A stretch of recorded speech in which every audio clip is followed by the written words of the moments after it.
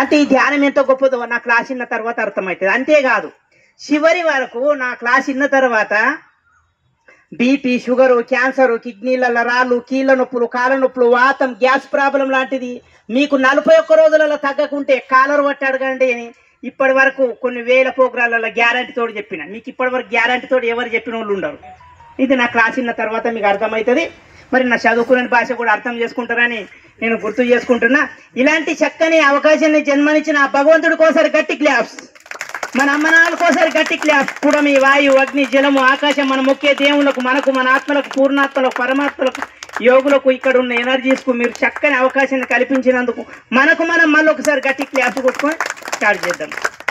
Okay, మరి మహానుభావులు చెప్తూ ఉంటారు ఎలా మాట్లాడితే ఇంకా విజయాలు ఎలా సాధించగలుగుతాం. దానికోసం స్టార్ట్ చేస్తాను. వివేకానందుడు ఒక మాట అంటాడు, కోపంతో మాట్లాడితే గుణాన్ని కోల్పోతాం, అధికంగా మాట్లాడితే ప్రశాంతాన్ని కోల్పోతాం, అనవసరంగా మాట్లాడితే ప్రేమని కోల్పోతాం, అబద్ధాలు మాట్లాడితే పేరుని కోల్పోతాం. ఇన్ని కోల్పోయినాక విజయాలు సాధిస్తామా? ఒక్కసారి కోపంతో మాట్లాడితే ఒక గుణం కోల్పోతాం, రావాలంటే కష్టం. అధికంగా మాట్లాడితే ప్రశాంతం కోల్పోతాం, రావాలంటే కష్టం. అనవసరంగా మాట్లాడితే ప్రేమని కోల్పోతాం, రావాలంటే కష్టం. అబద్ధాలు మాట్లాడితే పేరు పోతుంది, పేరు పోయినాక మనం ఉన్నా ఒకటే. మీరే చెప్తున్నారు. ఇంకొక మాట అన్నాడు, కోపంలో సమాధానం చెప్పొద్దు, సంతోషంలో వాగ్దానం చేయొద్దు, ఒత్తిడిలో నిర్ణయం తీసుకోవద్దు, అవసరం లేని చోట అబద్ధం చెప్పొద్దు. 100కి 1 అబద్ధం నిజంతో సమానం.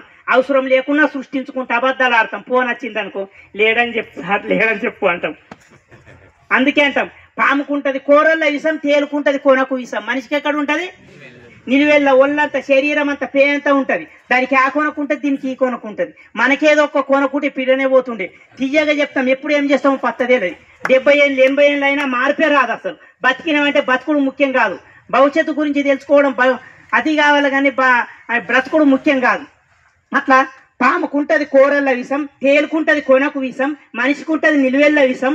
తెలుసుకోకపోవడం లోపం, తెలుసుకుంటే ఉండదు కోపం, అప్పుడు చెయ్యం పాపం, తగులదెవరి శాపం. క్లాప్స్ కొట్టి కూడా తలనొప్పి తగ్గించుకోవచ్చు. మీరు ఇప్పటిదాకా ఇక్కడ నిన్నరా 19,000 ప్రోగ్రాలు చేశానన్నాను. మీ తలనొప్పి వచ్చినప్పుడు కూడా క్లాప్స్ కొట్టి ఎలా కొట్టాలో నేను ఒకసారి కొడతా, గుర్తుపెట్టుకోండి.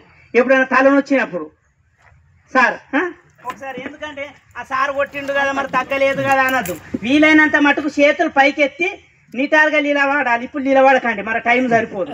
నీటారుగా నిలబడి ఇలా కొట్టాలి. చేతులు ఏళ్ళకేళ్ళు తరగాలి. బతుకమ్మ కొట్టినట్టు కొట్టద్దు. అందరూ కొట్టండి. 1/2 నిమిషంలో రిజల్ట్ చూపిస్తా. 1/2 నిమిషం కాదు, కొట్టండి అందరూ. గట్టి కొట్టండి సార్. అయ్యో, మళ్ళీ మీకు ఎవరికైనా రిజల్ట్ రాకుండా సార్ తప్పు చెప్పిండి అంటారు కదా మళ్ళీ. ఓకే, ఆపండి. ఒకసారి గట్టిగా రప్పు చేయండి. వేడి రావాలా, పొగలు వెళ్ళాలా? వేడేస్తుందా? పొగలు వెళ్తుందా? చేతులు దూరం పెట్టండి. గట్టి మెల్లెం రఫ్ చేసిన వాళ్ళకు రిజల్ట్ రాదు, నేను ముందే చెప్తున్నా. ఇంకోసారి గట్టిగా రఫ్ చేయండి. చేతులు దూరం పెట్టండి, టచ్ కాకుండా దగ్గర పెట్టండి. 1 ఇంచు సందు ఉండాలి. వేడి స్పర్శ కనబడుతుందా? నిజంగా చెప్తుర్రా? మీరే చేసిర్రు. నిజం. 1/2 నిమిషంలో చూపిస్తున్నా. క్లాప్స్ కొట్టి రఫ్ చేసి 1 నిమిషం ఇట్లా కళ్ళ మీద పెట్టుకోవాలా.